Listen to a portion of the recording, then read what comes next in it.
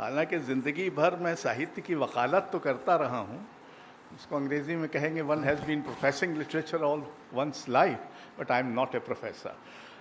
बहरहाल ग्रंथ संग्रहालय मुझे ये सम्मान दे रहा है तो लेने में हर्ज क्या है।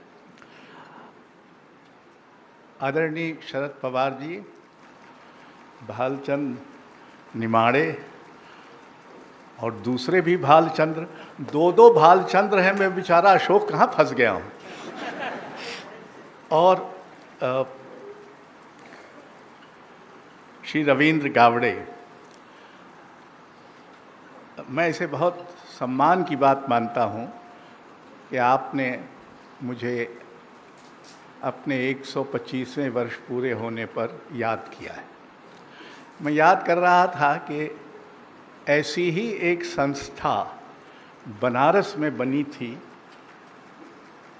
इससे भी 5 बरस पहले, और उसकी ये दुर्दशा है कि अदालतों में मामले चल रहे हैं और एक अदालत ने फैसला किया कि वहाँ चुनाव किए जाएं, तो शायद दूसरी अदालत ने ये कहा है कि नहीं, चुनाव तो कर दिए जाएं लेकिन अभी कार्यभार न सौंपा जाए। तो मैं उस भाषा से आया हूँ जिस भाषा में जो भाषा पुस्तक प्रेम के लिए कुख्यात नहीं है। वहाँ पुस्तक प्रेमी बहुत कम हैं। हमारी जनसंख्या तो बहुत अधिक है और पाठक संख्या अनुपात में बहुत कम है।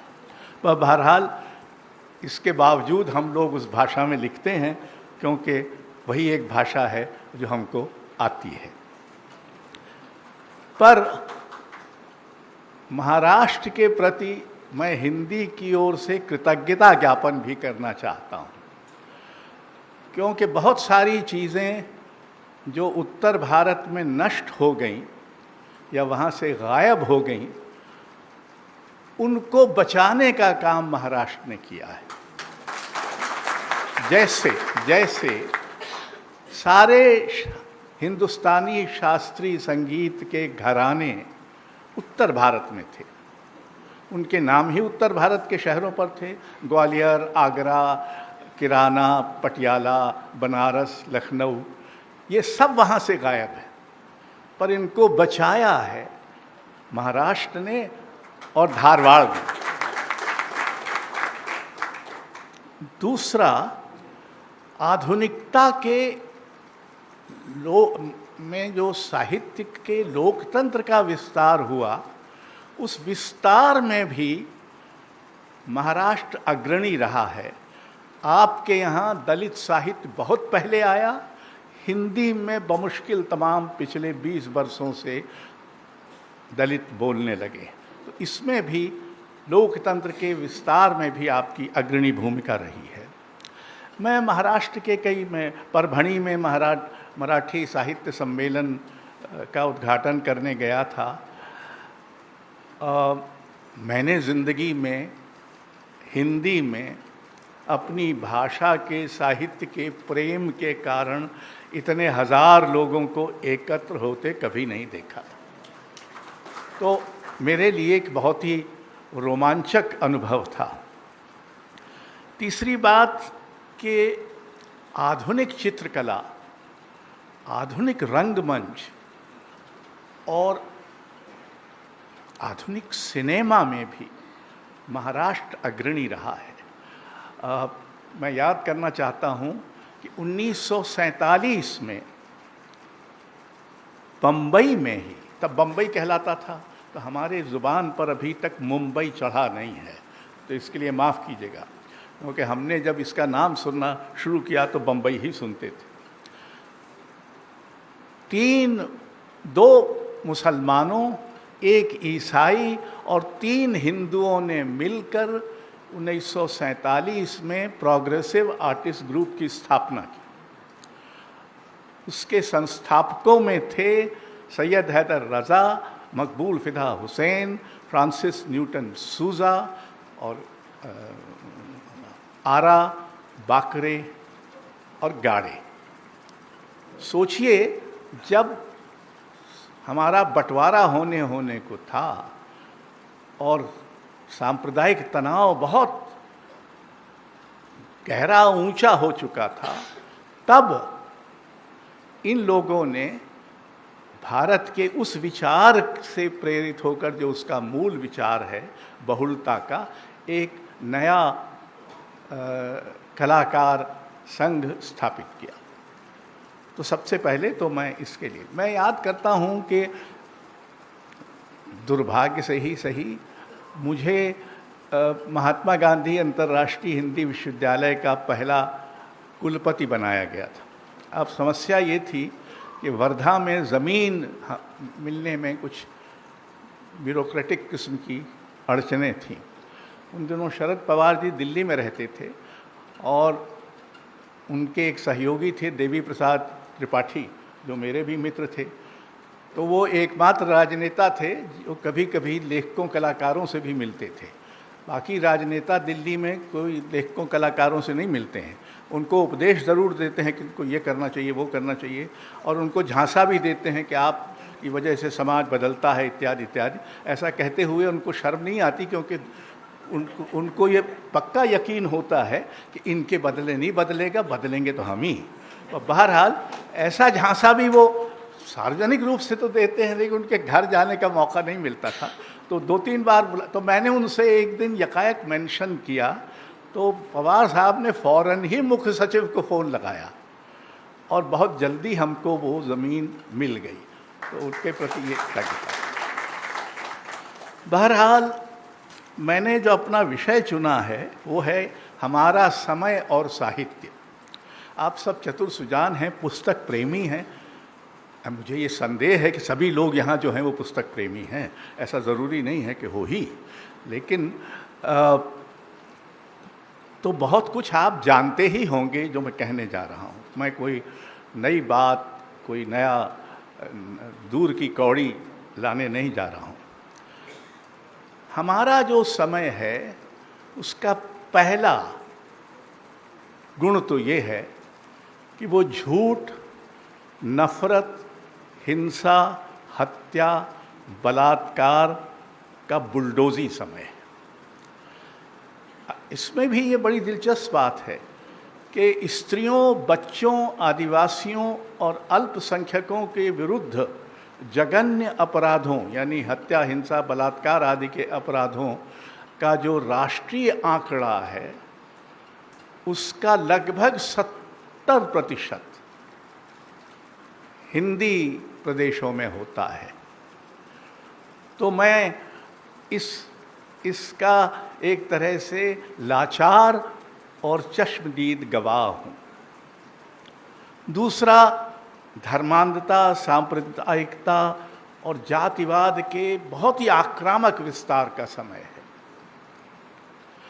तीसरा, झूठ फैलाने वाले, झूठ बोलने वाले, इनकी संख्या बहुत बढ़ गई।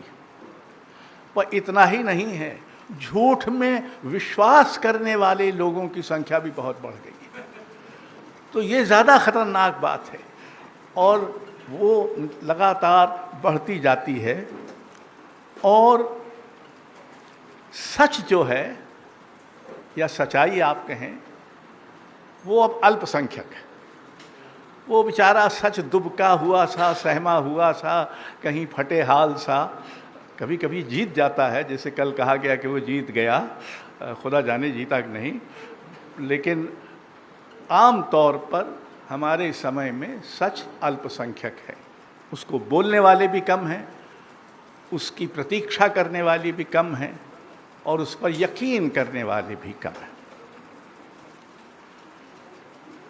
पांचवी बात यह है कि राजनीति की सर्वग्रासिता बढ़ी है। अब राजनीति तय करेगी कि हम क्या कपड़े पहने न पहने, क्या खाएं न खाएं। हम केदारनाथ की गुफा में चिंतन करेंगे, सो राजनीति है। हम अभयारण्य में चीते छोड़ेंगे, सो राजनीति है।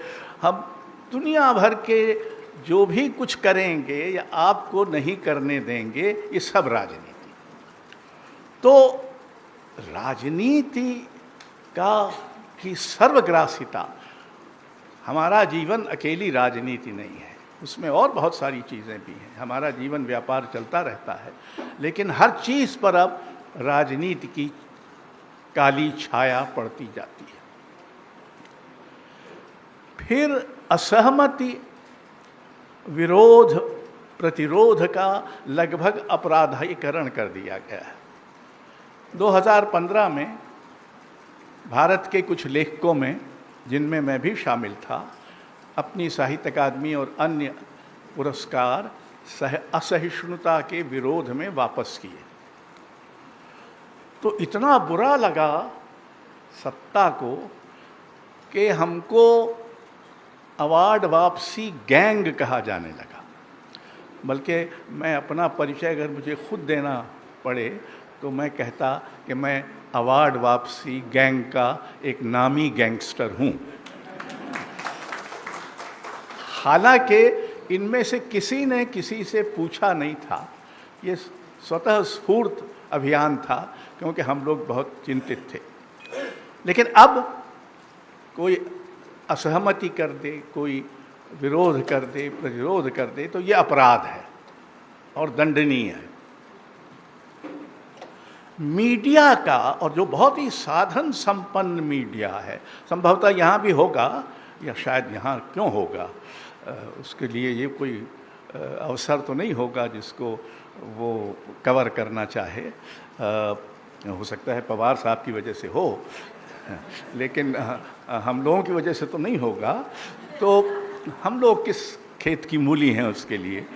तो ये जो साधन संपन्न, ये सत्ता से प्रश्न पूछने के बजाय विपक्ष से प्रश्न पूछता है। ये सत्ता की स्तुति करता रहता है, उसकी भक्ति करता रहता है, उसका बचाव करता रहता है और झूठ फैलाता है, नफरत फैलाता है। तो एक अजब स्थिति है कि जिस शब्दों का इस्तेमाल लेखक करते हैं, उन्हीं शब्दों का इस्तेमाल ज़्यादातर राजनेता, अधिकांश धर्म नेता झूठ बोलने, नफरत फैलाने के लिए करते हैं, और उन्हीं शब्दों का इस्तेमाल मीडिया स्तुति करने, बचाव करने, अपनी भक्ति और वफादारी प्रकट करने के लिए करता है। तो भाषा में एक अजब किस्म के तनाव की स्थिति पैदा होती रहती है।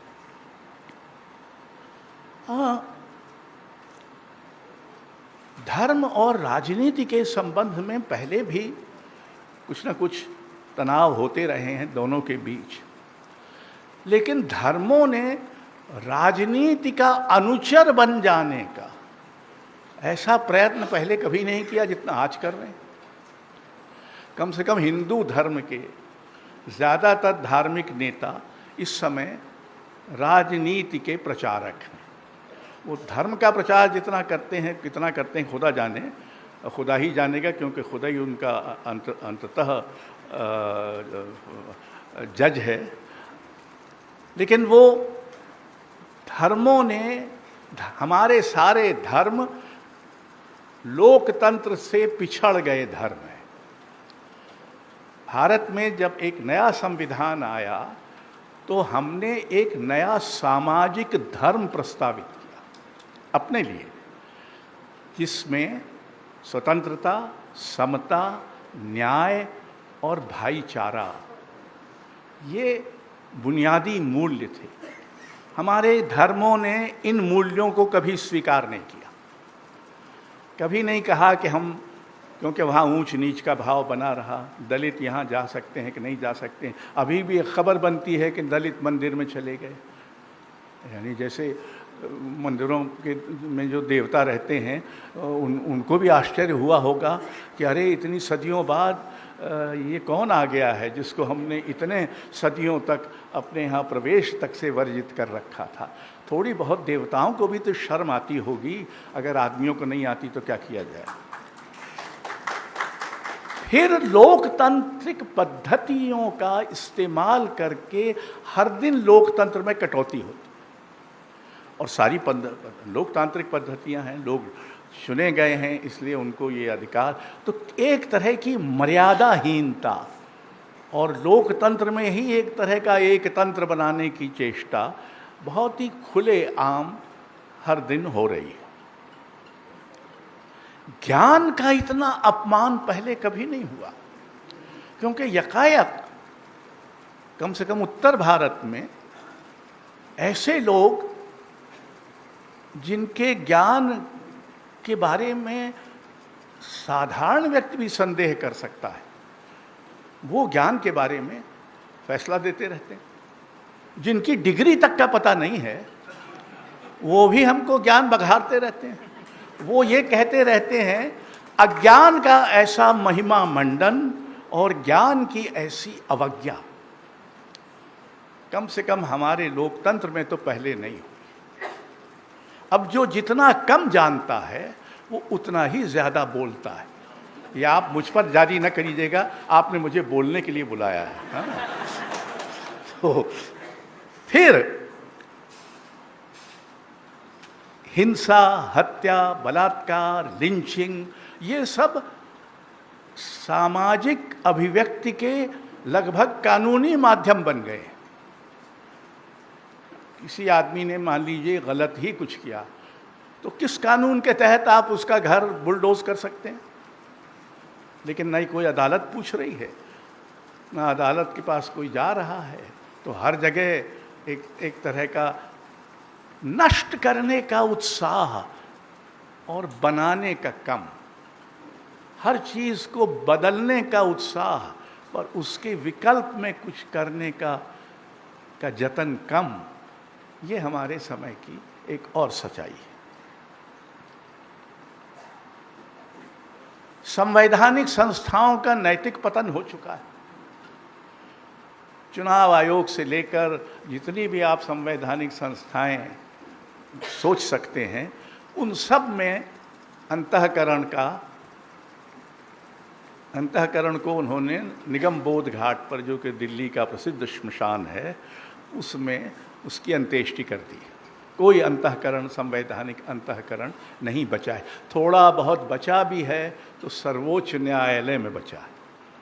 अब सर्वोच्च न्यायालय का अंतःकरण बचा रहे और बाकी सब न्यायालयों का धीरे धीरे घटता रहे, तो इससे हम और आपको क्या लाभ होने वाला? हम में से कितने लोग सर्वोच्च न्यायालय जा सकते हैं? लोकतांत्रिक नागरिकों को प्रजा में बदलने का प्रयत्न हो रहा है। हम राजा हैं, तुम प्रजा हो, हम तुम्हारी देखभाल करेंगे, तुमको अधिकार नहीं है पूछने का कि क्या हो, हमारी मर्जी है, हमारी मेहरबानी है, हम बड़े कृपावंत हैं, हम बड़े दयालु हैं, इत्यादि इत्यादि। इसका प्रमाण तो है ही, हजारों लोगों की हत्या करा दी फिर भी हम दयालु हैं। तो बहरहाल ये स्थिति और भय, लालच और स्वार्थ, इससे एक नई सामुदायिकता विकसित की जा रही है।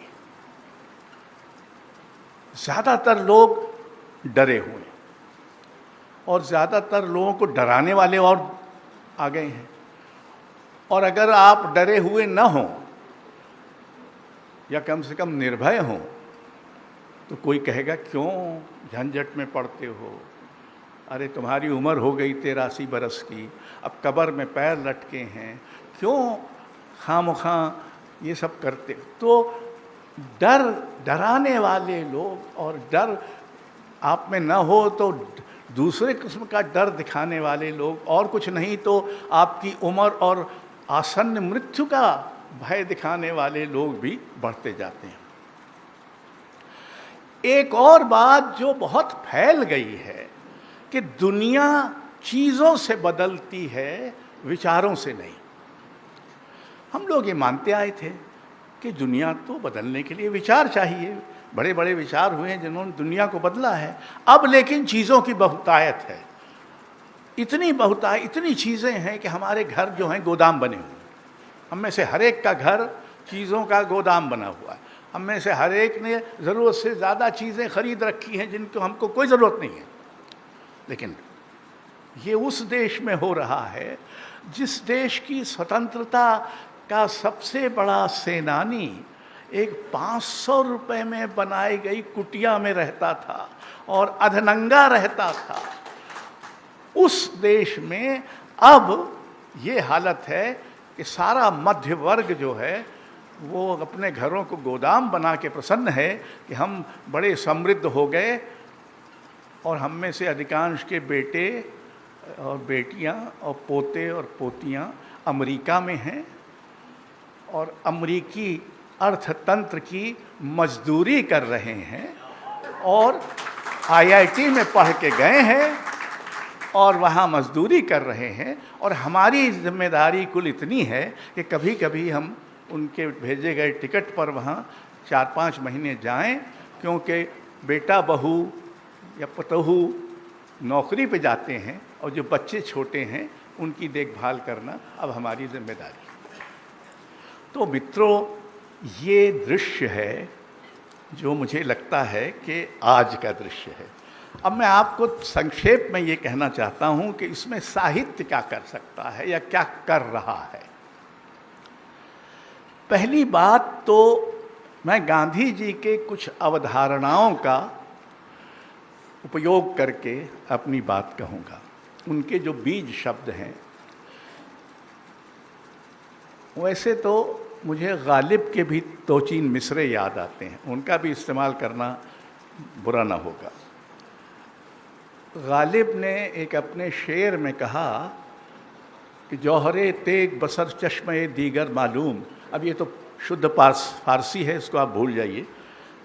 हूँ मैं वो सब्ज़ा कि जहराब उगाता है मुझे, मैं वो हरा पौधा हूँ जिसको जहर का पानी उगाता है।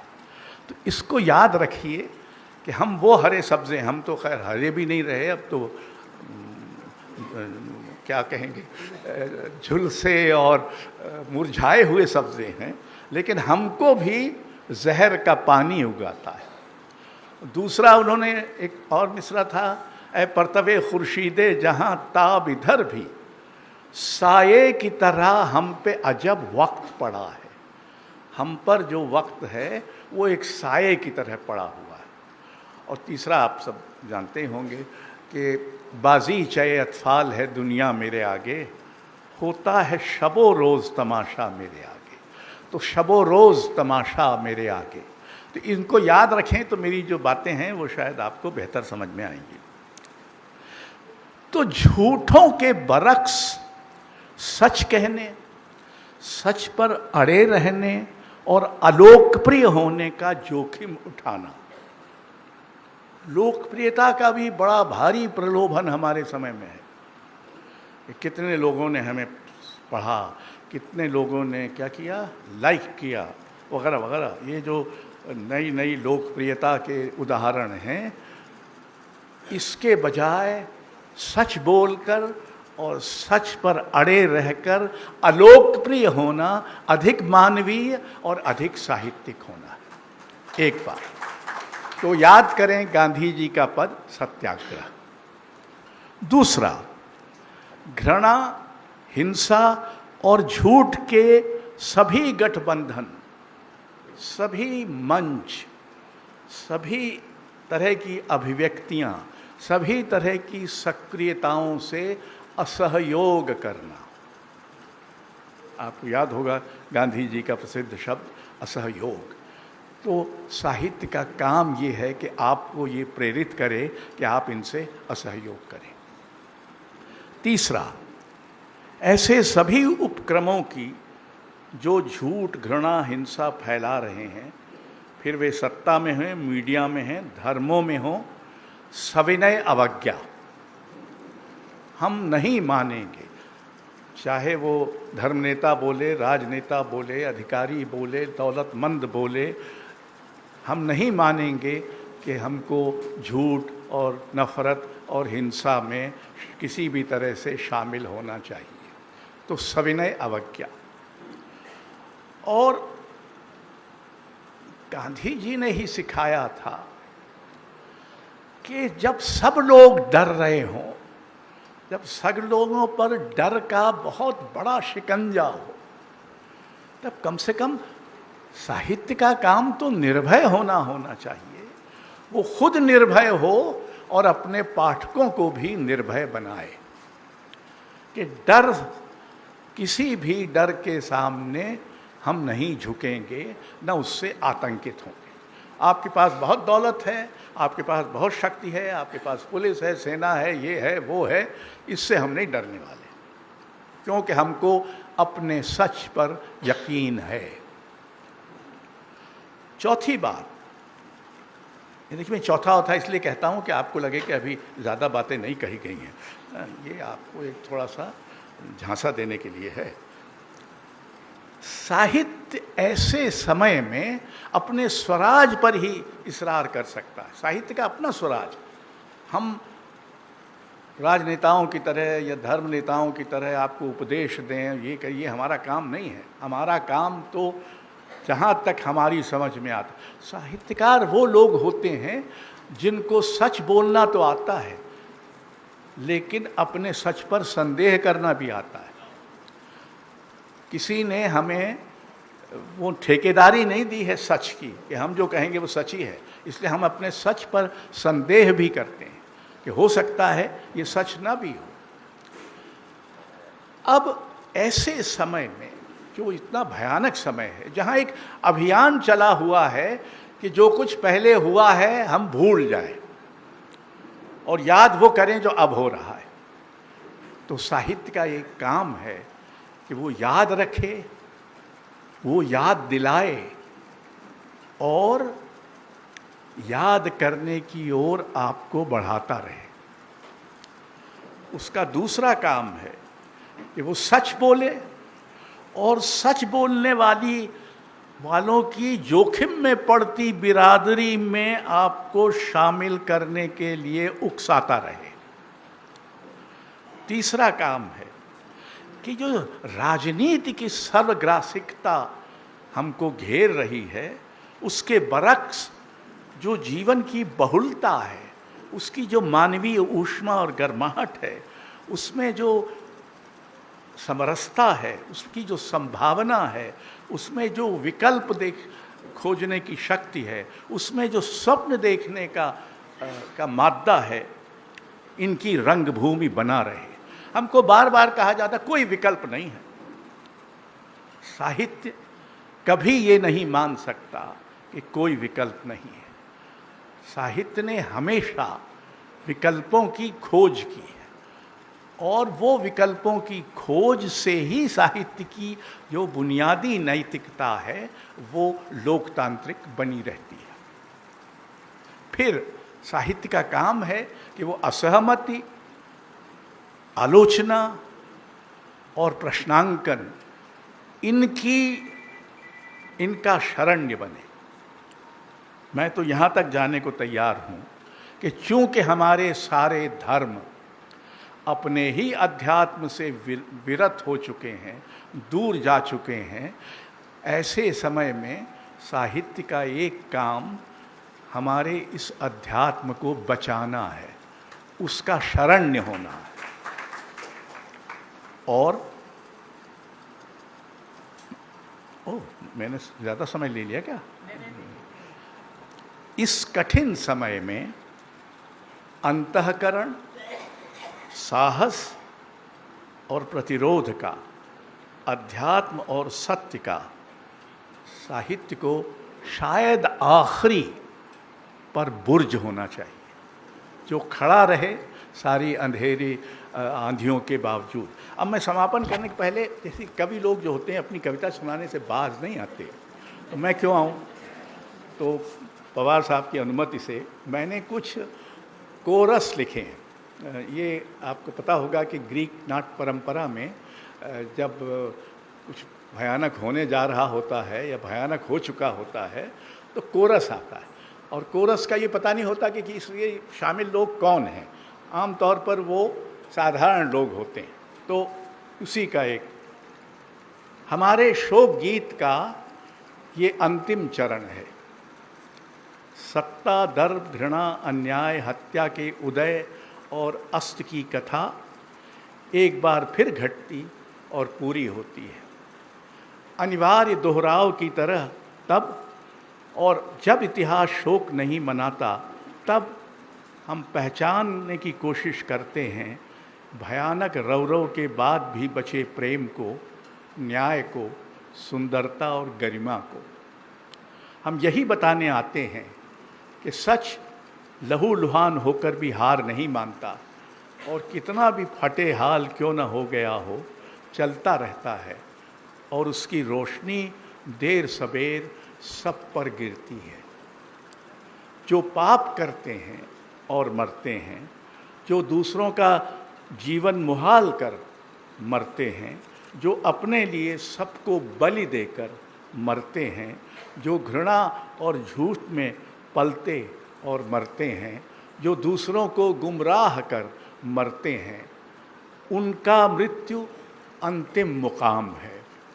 वे उसके बाद इतिहास में नहीं आते।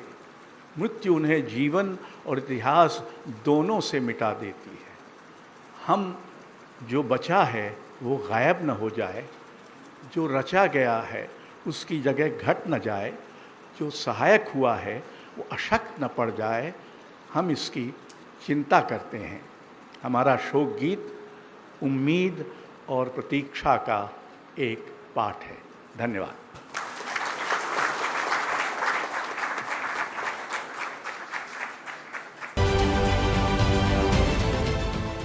देश विदेशातील प्रत्येक घडामोडींचे लाईव्ह अपडेट मिळवण्यासाठी आता साम टीव्हीच्या सर्व सोशल मीडिया प्लॅटफॉर्मला लाईक, फॉलो आणि सबस्क्राईब करा।